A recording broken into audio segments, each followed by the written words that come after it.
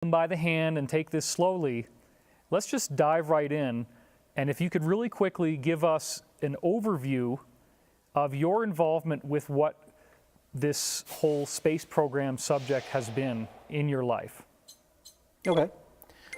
For me, it started at the age of 6 years old when I was brought into what is known as the My Lab, some pronounce it Me Lab programs. I was identified as an intuitive empath. What does that mean exactly? Intuitive, you have a deep intuition of things that are possibly about to happen. So like a psychic ability. Yeah, precognitive abilities. And empathic being you have a strong emotional connection with others around you. You can feel what they're feeling and connect with them emotionally. That was a skill set that was desired, and I was trained, and that was enhanced. And it was enhanced to the point where I was around 12 or 13 years old, me and a few of the people that I was training with being brought into a program to where we were what they called IE support for the Earth delegation in a super federation. And this was a federation of a large amount of ET federations that met to discuss the grand experiment. What was this experiment? What were these ETs doing? There was a group of 40 human-looking ETs that were pretty much always present, and up to 60 at other times that were present. There were 22 genetic programs that were going on. What does that mean? What's a genetic program? Programs of them mixing their genetics and manipulating our genetics. And that was ongoing? Yes, it's ongoing right now. And this is what this was all about. And the Earth delegates had been trying to become a part of this for a long time. And they were finally able to get a seat. And as the intuitive empaths, when we were sitting there, we didn't know what was going on, because a lot of what was going on was happening in this ancient ET language that's real monotone that we didn't understand, and some of what was going on telepathically. So we were just sitting there, and we were given this device that was a glass smart pad that's kind of like an iPad that had access to the ET, basically, database. And we were told to keep our minds occupied by looking through all this material, and this also helped us with our intuitive empath abilities in detecting danger or deception. What kind of stuff were you able to look at on these pads? It was mainly they wanted us looking at the information about these 22 genetic experiments that were going on. But we had access to all types of other information. And depending on each of us, we all had our own interests. We would look at all kinds of information. And there's so much information that I looked at. It's almost like, you know, looking back at your college days, all the books that you read and all the information you looked at, how much of it do you retain, you know, like that? There was just so much information. Did you ever have a question that you asked that you couldn't get the answer to, where it just says, I don't know? No. I mean, you were pretty much given the information that was available. You would run across certain things that the human delegation and all that our group were not privy to. But pretty much all the information was open to us. What did the screen look like? Was it similar to an iPad, or? No, it looked like almost like a piece of plexiglass. unremarkable if you saw it. If they would have dropped it out of the window and you found it in a field, you would pick it up and you would not know it was anything special. You would put it on your hand and you would have to activate it with a mental component, and it would pop up in your language. The information, you would access the database through your mind, and it would show what you wanted. It would show text, pictures, video, and the video and pictures were holographic in a way that it came off the screen a little bit. I mean, it didn't totally come out of the screen in holographic ways, some people would think. But it had like just this 3D depth kind of holographic view to it. And could you still see your hand at that point underneath the glass? No. So it would darken first? Right.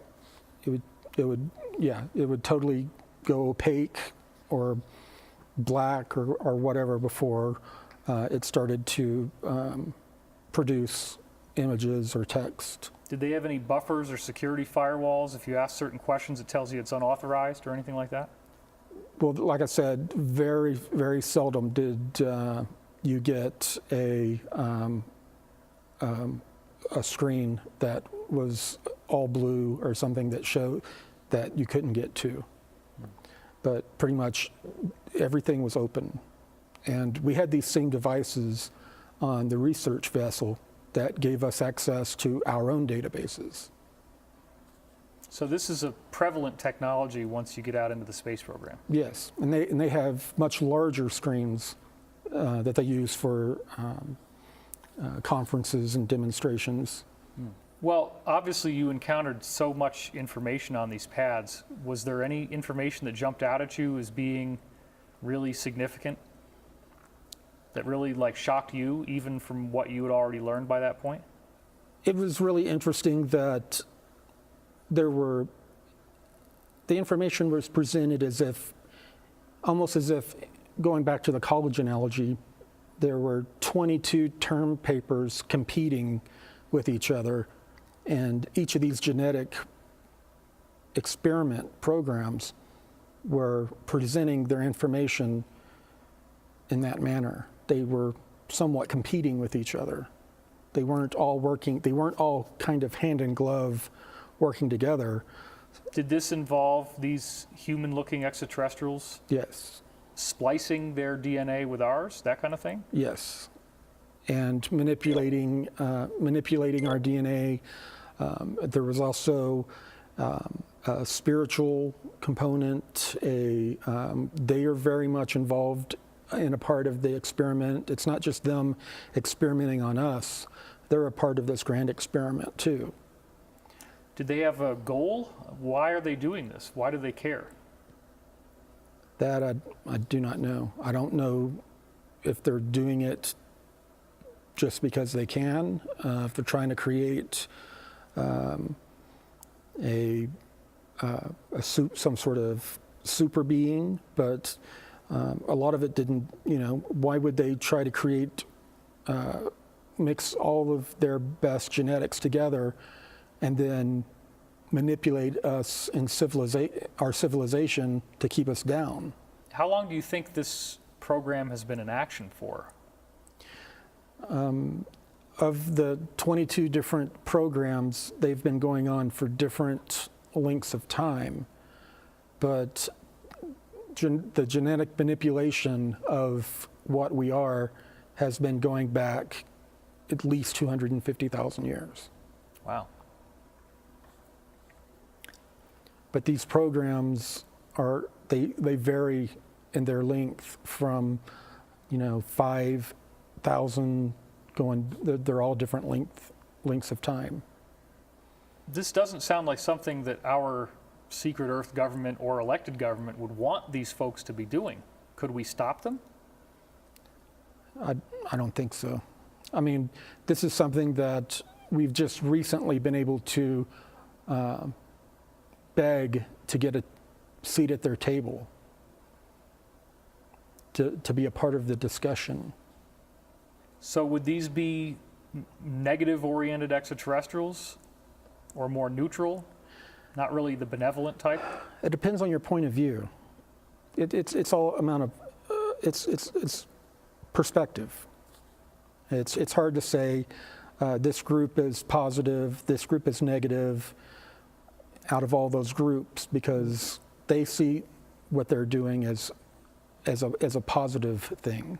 You mentioned on your website something called LOC. Could you tell us what that is?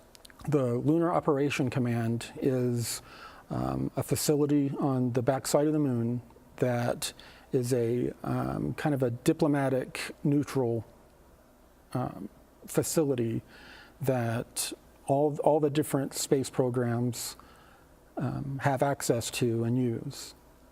There are some people that are stationed there and work there, but it's more of a way station. People are coming and going from it all the time to go to their further out into the solar system and beyond, to go out to other stations, other bases, to go out to their assigned vessels. Walk us through your actual story arc of how you go from your house and eventually end up on this research vessel out in our solar system. Just a brief overview of what that was like. I was transported from my house in the middle of the night by conventional means to Carswell Air Force Base. Underneath Carswell Air Force Base, in a secret area of the base, there's an elevator that takes you very far down.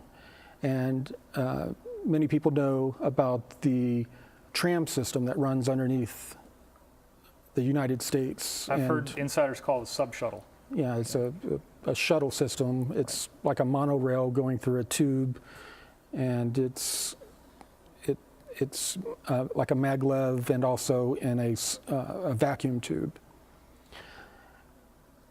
I was transported from there to another location, to where I was transported to the LOC through what some call Stargate type technology or portal technology.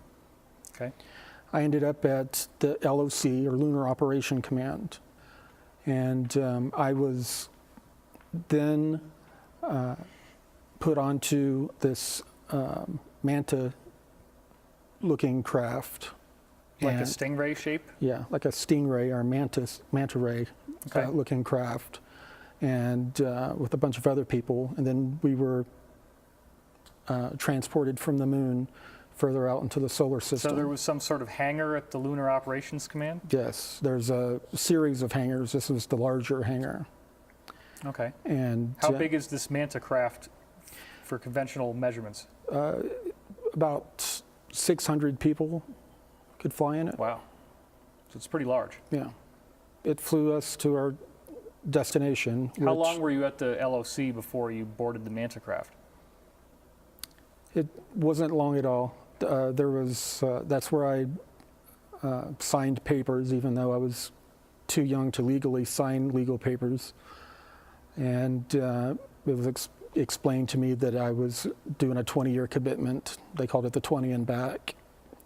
Did it look like some futuristic set off Star Trek Next Generation when you're in there? What did it look like? Just mainly real narrow halls and regular looking doors, but it was nothing. It didn't have like Star Trek doors that closed. It wasn't really super advanced in that way. So if you filmed the inside of it, you could easily convince somebody that it was just a building here? Oh yeah, definitely. Okay. What did the hangar look like? Did the hangar look anything special?